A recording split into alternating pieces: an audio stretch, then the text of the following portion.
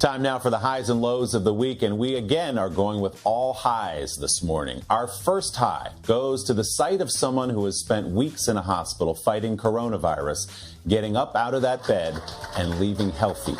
In a scene playing out across the country, doctors and nurses have been lining the hallways to cheer patients who have recovered from the virus as they leave hospitals to be reunited with their families. The grateful patients cheer right back, of course.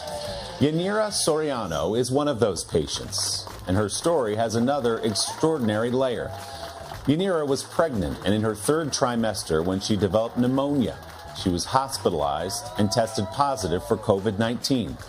She went on a ventilator at Southside Hospital in Bayshore, New York, and doctors decided they needed to perform an emergency C-section.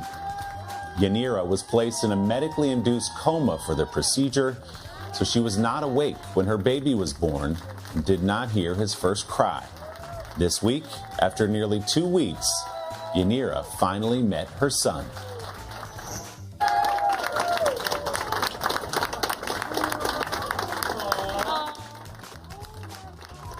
That is Yanira's husband handing her their baby boy Walter for the very first time. We are happy to report that Walter, who had to be transferred to a children's hospital in New York City previously, is healthy and happy at home. A great sight to see.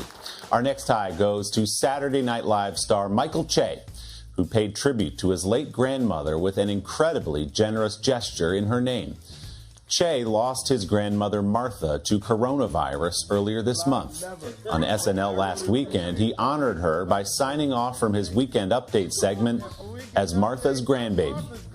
On Wednesday, he went a step further, announcing that he will pay 1 month's rent for everyone living in 160 apartments in the New York City Housing Authority building where his grandmother once lived. Che wrote on Instagram, "It's crazy to me that residents of public housing are still expected to pay their rent when so many New Yorkers can't even work." Che continued, "I know that's just a drop in the bucket, so I really hope the city has a better plan for debt forgiveness for all the people in public housing." Che, who grew up in New York City public housing, says the building where his grandmother lived has always been an important part of his family's story. Way to go, Michael. Martha is proud. Our final high goes to keeping yourself stocked up on quarantine essentials.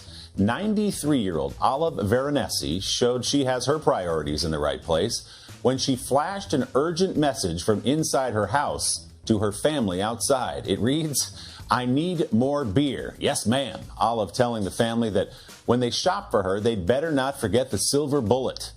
Turns out she was down to her last 12 cans of Coors Light, for heaven's sake, and she needed to reload before the situation became critical. Olive's family posted that photo, and it quickly went viral. Coors noticed and answered the call this week, delivering 150 delicious cans to Olive's front door, so her nightly ritual of enjoying a cold one can continue uninterrupted in these trying times. Olive updated her whiteboard and immediately cracked one open, commenting, "That tastes pretty good." Coors tweeted, "We came, we saw, we delivered to a friend in need. Cheers, Olive." We need to get Olive together for a virtual happy hour with Annette in Ontario, who went viral herself this week when she made a similar request for more wine. Cheers, ladies.